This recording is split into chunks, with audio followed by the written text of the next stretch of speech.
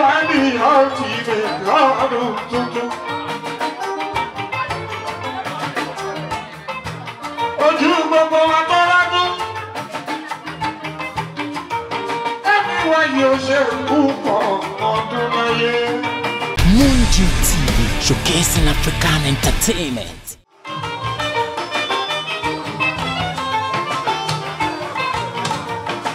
Ọ̀rọ̀ tó dé borí ló lè ṣàìwí.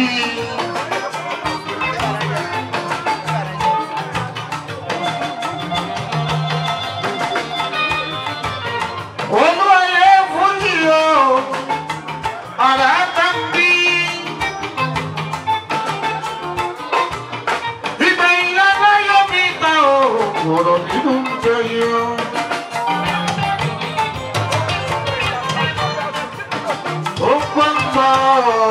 Ẹni ló bá kọ́.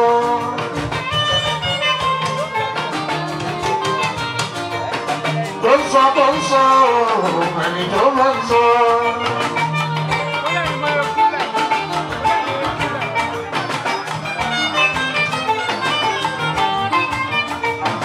Olúwayé fújì ọ̀rá bá ń bí.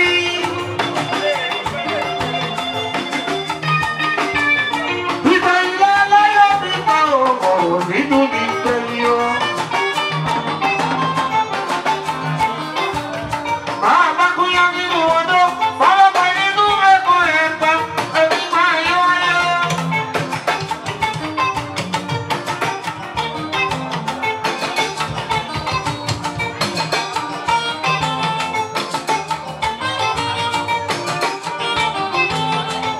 Ìgbẹ̀yìn lọ́lá yóò fi kà ó, ọ̀rọ̀ mi dùn ní gbẹ̀yìn o.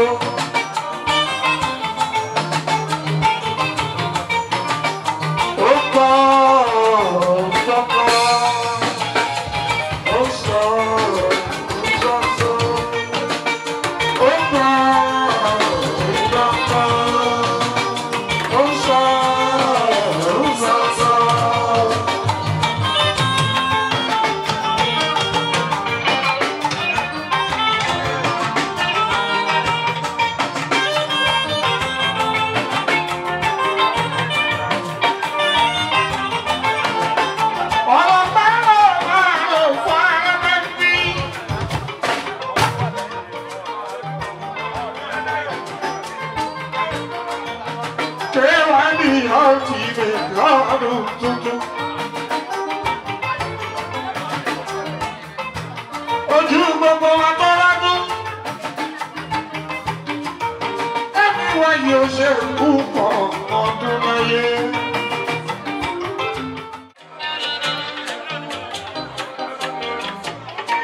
Ògèdè ọbẹ̀ yẹn.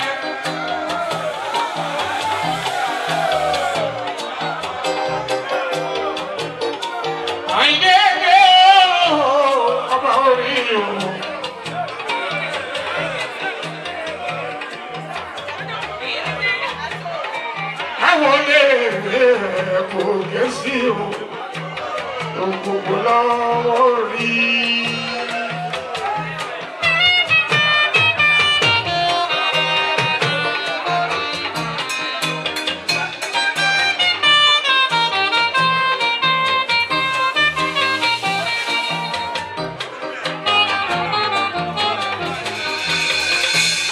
Àlókèdè ọbẹ̀ yẹn.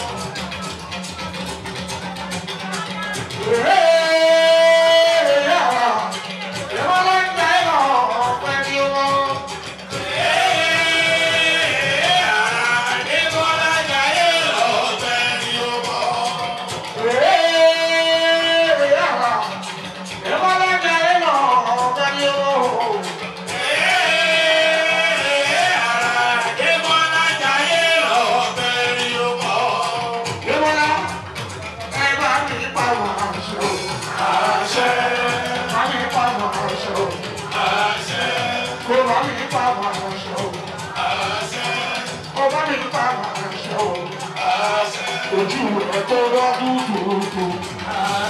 Ẹbí wá ṣe púpọ̀ ọdún láyé. Ẹ bá mi bá wọn aṣọ. Ẹ bá mi bá wọn aṣọ.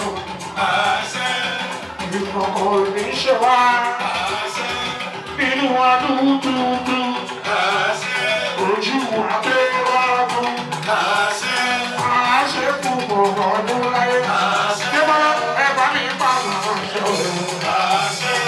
Ẹ bá mi bá wọn aṣọ. Oṣù tó sọ ọ́ọ̀kì Démọ́lá. Démọ́lá mo kíyè tó sọ ọ́ọ̀kì Démọ́lá.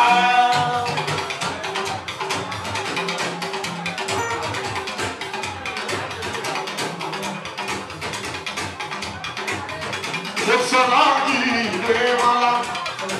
Lọ́dọ̀ mi kíyè tó sọ ọ́ọ̀kì Démọ́lá.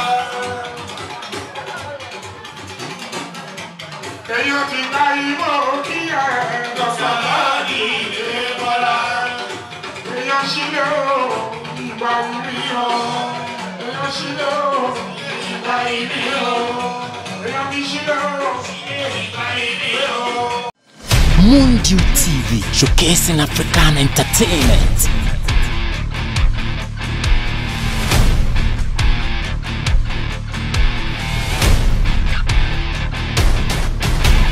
Munju TV, showcasing African entertainment.